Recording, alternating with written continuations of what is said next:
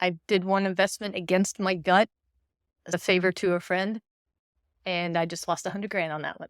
Oh. Luckily, it was just my money. I didn't have anybody else in that deal. That was just me. But it didn't meet one of those check boxes. Yeah. But I found the excuses. I'm like, I can help with this. All bad. All bad. Yeah. Just lost $100,000. So.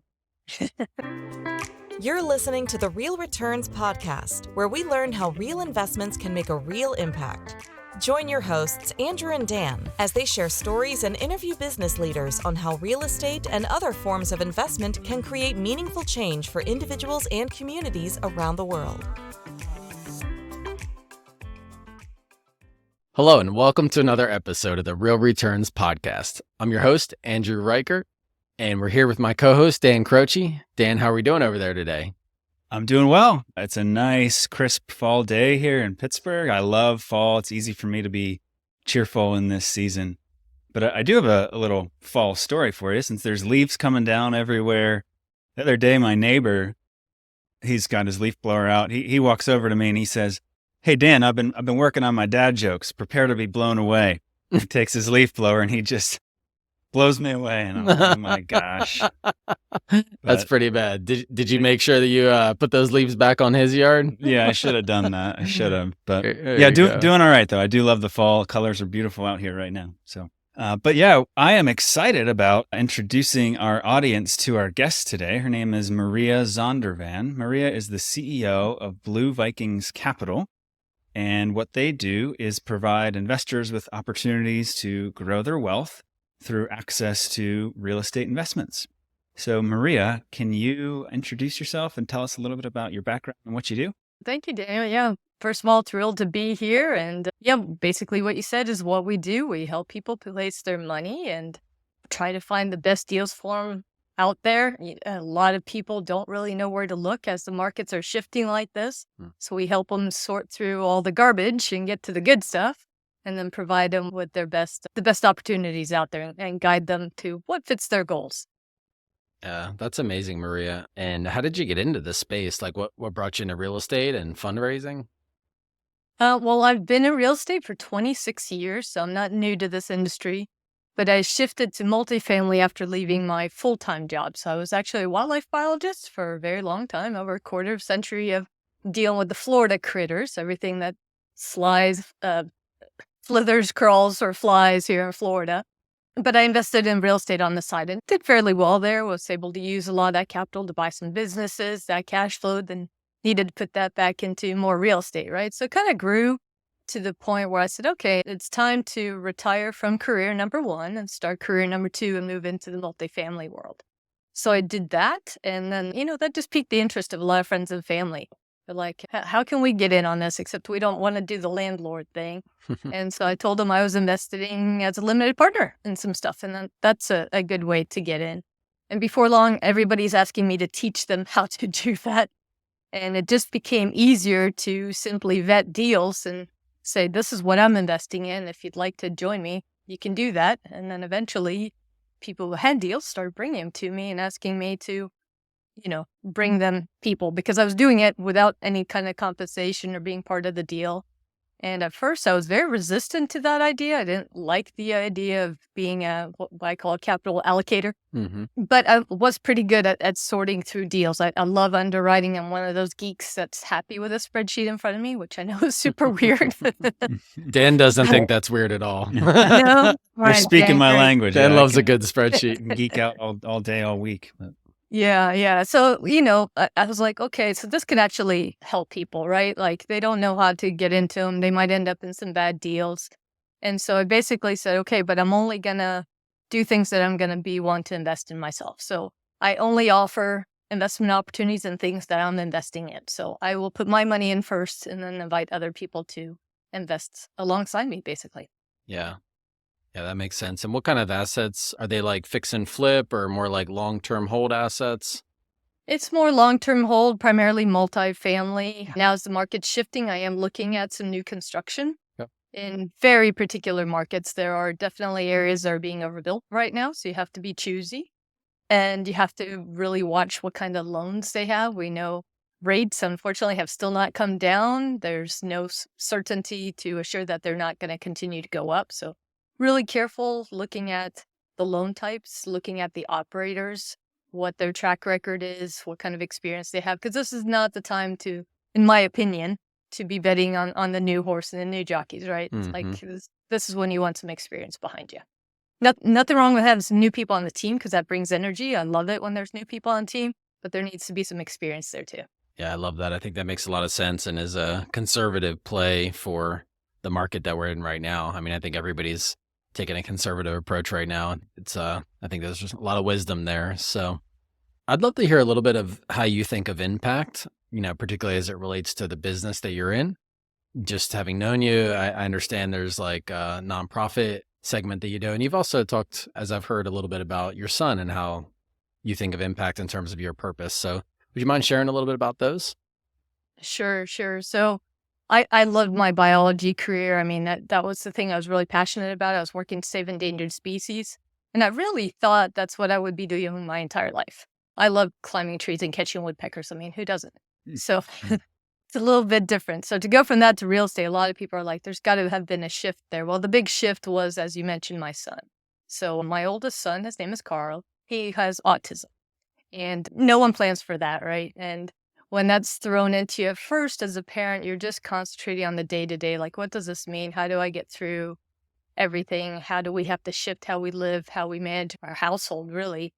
And then it goes from that to figuring out just how to get through school. You're just struggling to get through school. And then he graduates and I'm like, oh, adulthood's here. Like, hadn't thought about this part. And it turns out that's the biggest part of life. Like, oh, now what? And what does this mean long-term, future-wise? Like, if he can't support himself and something happens to me and my husband, then what? So it really was an eye-opener. I'm like, I need to start doing some long-term planning now. And I really should have been doing it 20 years ago.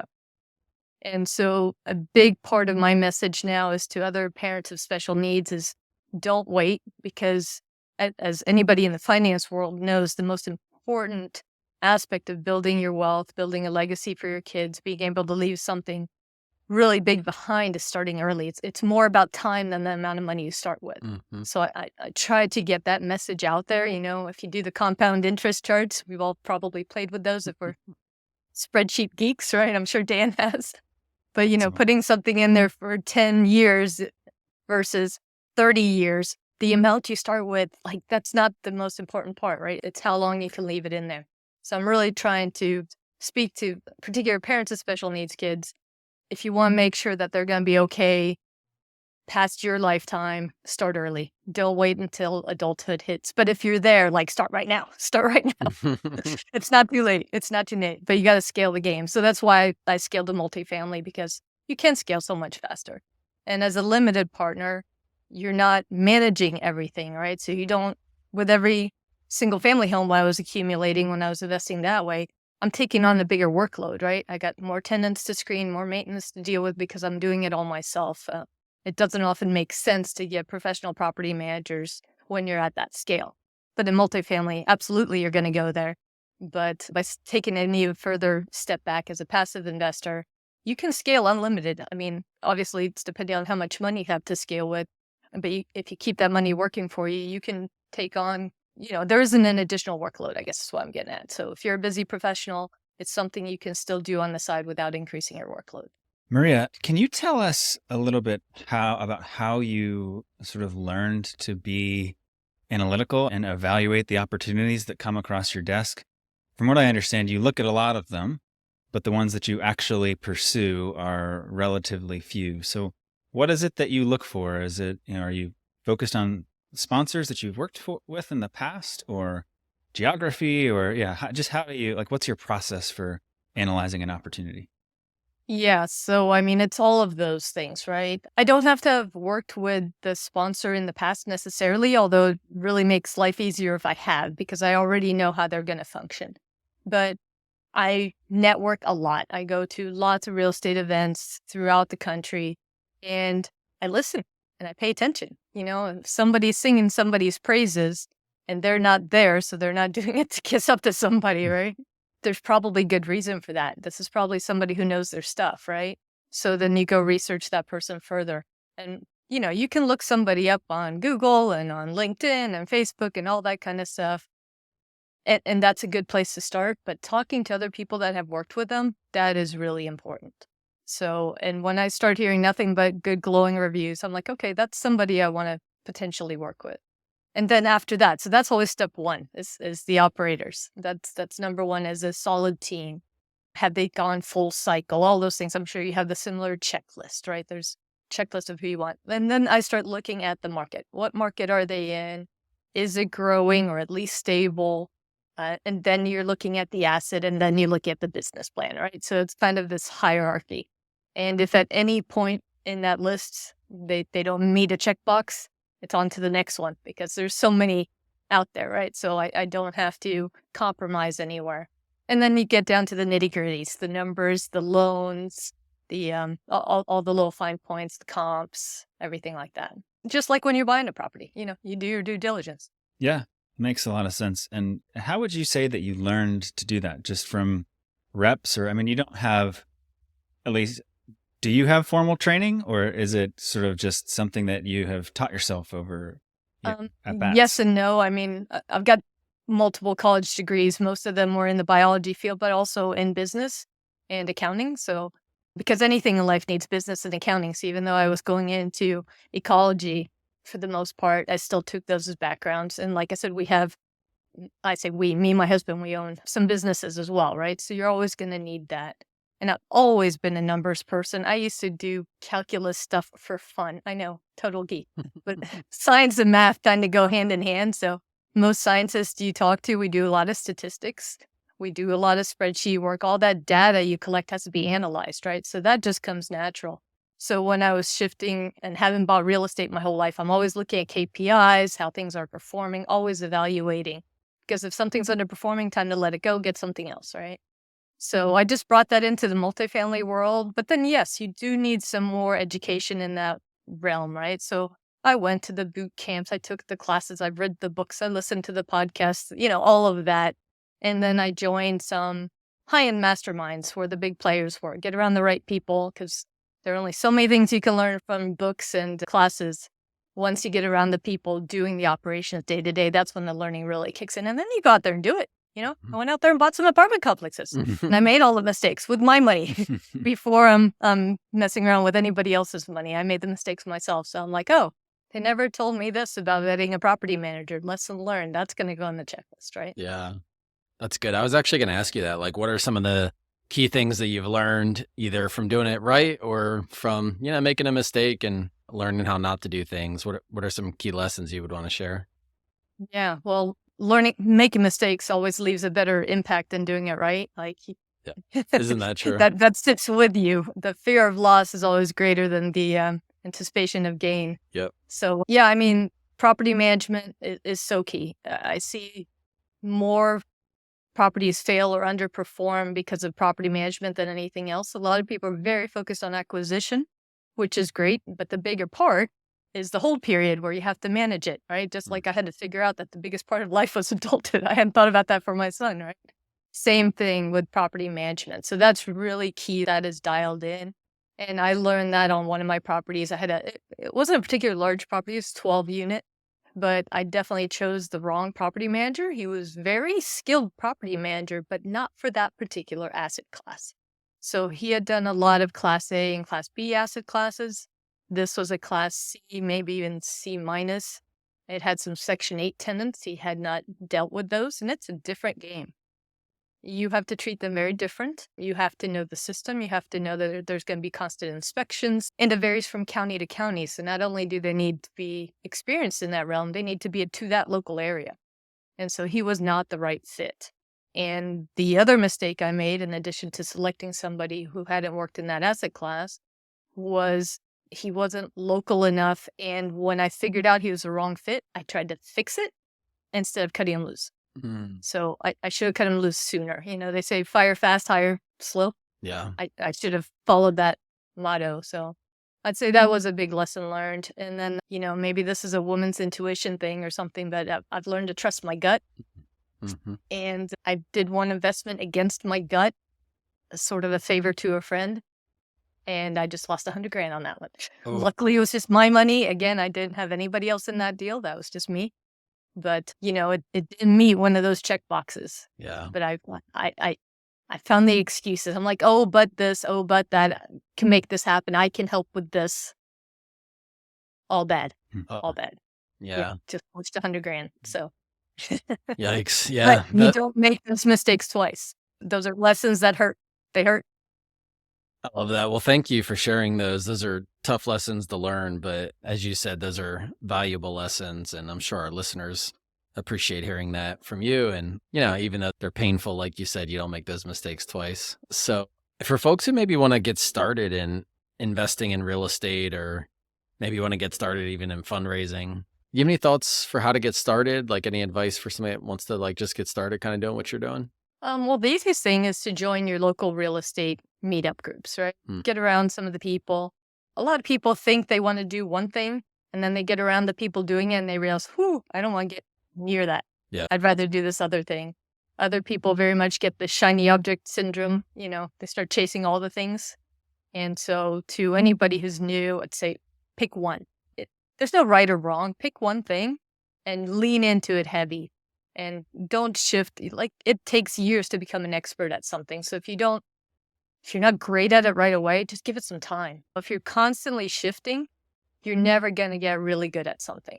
So you need to just focus in on whatever it is. But start with going to meetings and just hearing what the opportunities out there are. When someone says you're in real estate, like, what does that mean? Like, there are so many different avenues here. And I think that's one of the things I loved about multifamily is it's always a team sport. So you don't have to be good at all the things.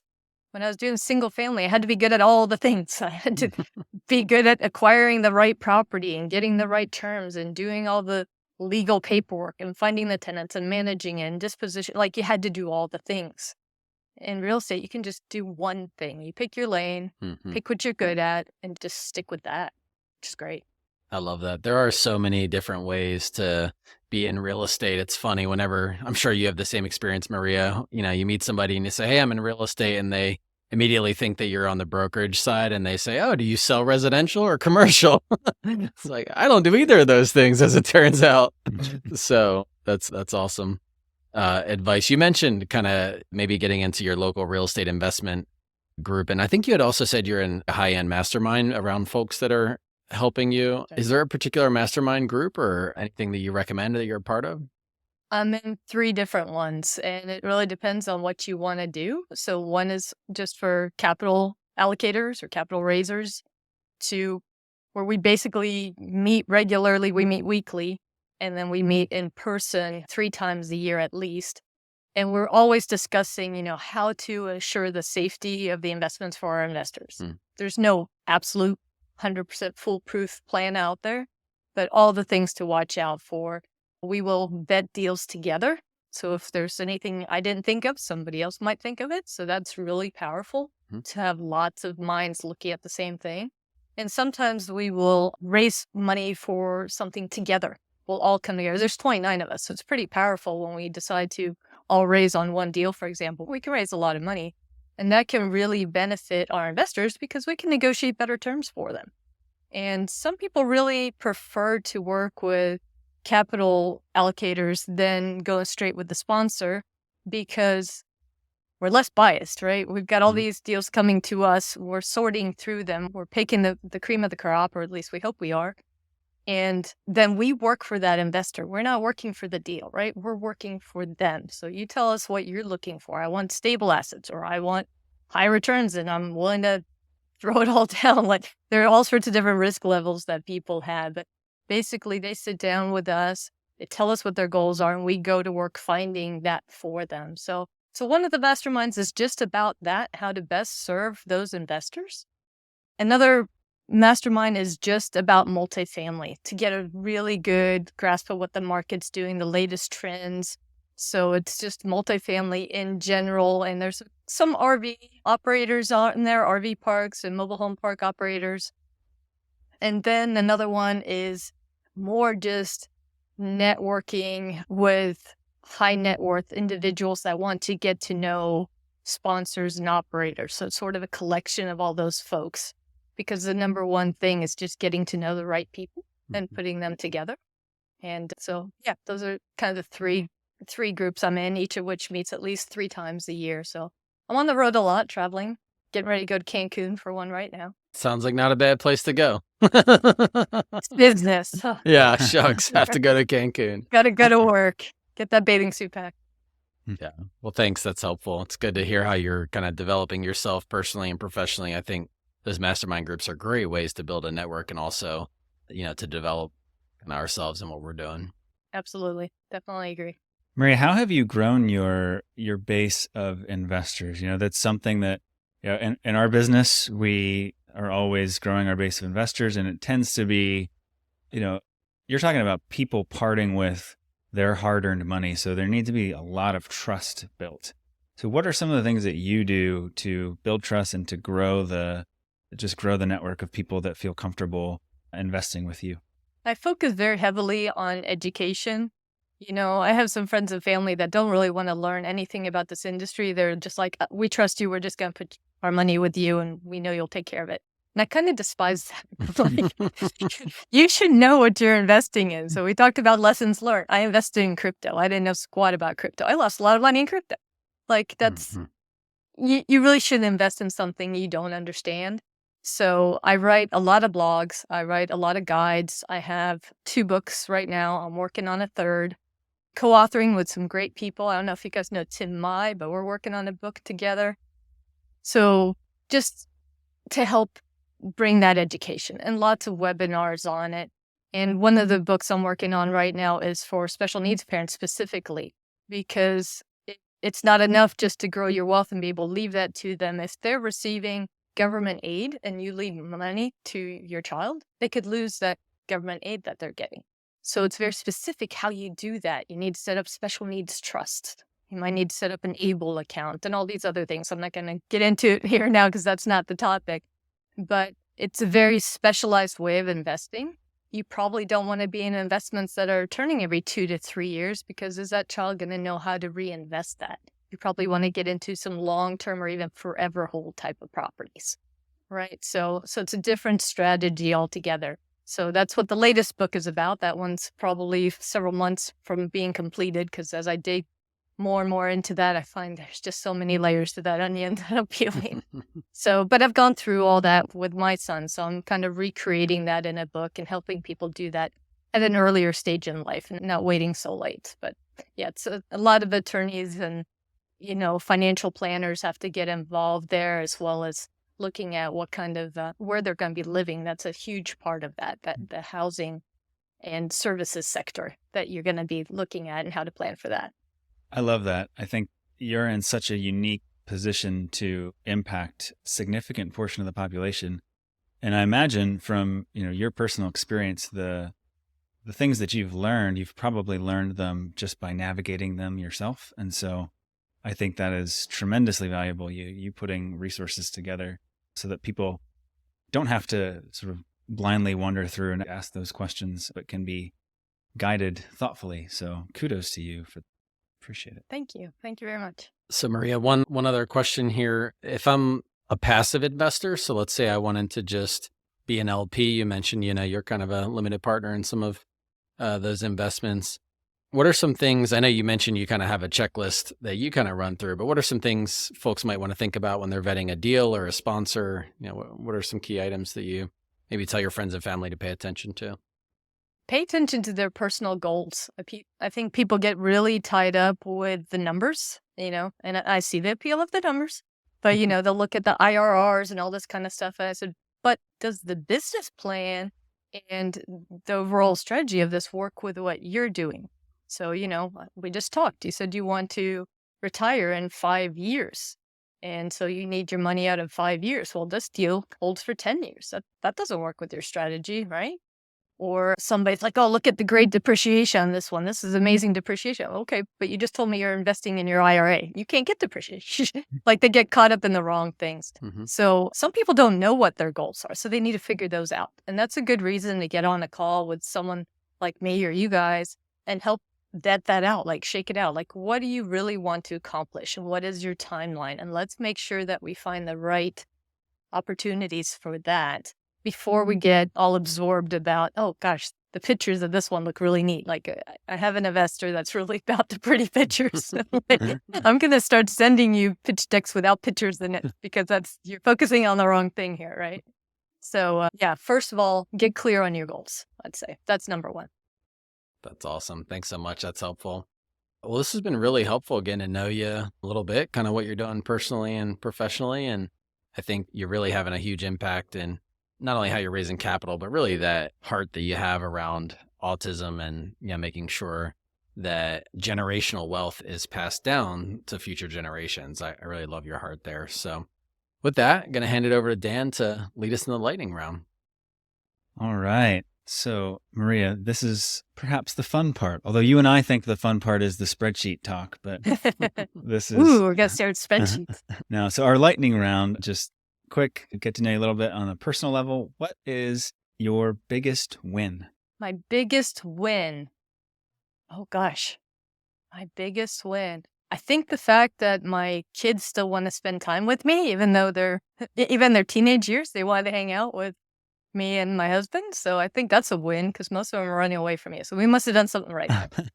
That's good. Yeah, Andrew and I have little ones, and I think I aspire to be in that position. So that's a great win. Yeah. What's your favorite movie? Is it cheesy to say Titanic? No, great that's movie. a classic. Yeah. I just think it stands the test of time. I really love that movie. Yeah, it's been a long time since I've seen it. I'll have to dust it off. How about a favorite food? Pizza. Nice.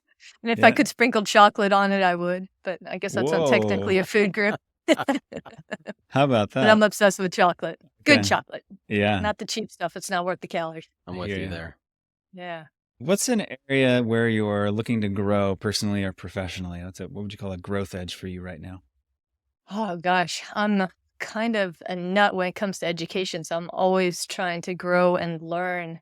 And right now, I think it's business strategies overall. We might be looking to open another business just because I don't have quite enough on my plate. So yeah, more business learnings. Okay. And where do you go to learn? What's some A+ content you're taking in these days? Are you a book reader? Do you like blogs, podcasts? What are you taking in? All of those, but audiobooks are my number one because it's hard to find extra time. So I can pop in some earbuds, and while I'm taking the dogs for a walk, I can just listen to that. Or, got a long drive to somewhere or on a plane.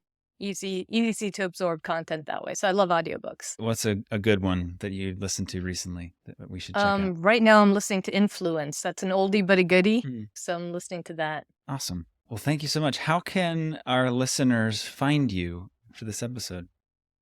The easiest way is Blue Vikings with a S capital.com. And on there's links to everything else. So you could connect with me on social media, my email and phone number, of course, on there. I also have a link there to my nonprofit, which is Valhalla Villas. That is to create affordable housing for autistic adults, along with the services they need to live independent from their parents at some point, for all those parents out there worried about that. Also have a wonderful Facebook group called Bright Futures, a special needs community for any special needs parents who might be listening, who want to join our community and learn about things like that, where we do lots of webinars for parents to prepare for that future. But it all starts with BlueVikingsCapital.com. All the links are there.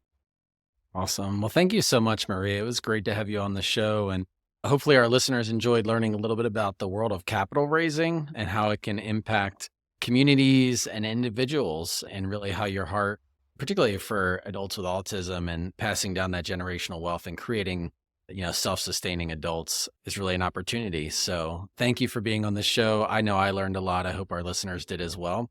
And we appreciate your time. Thank you so much. Thanks, Maria.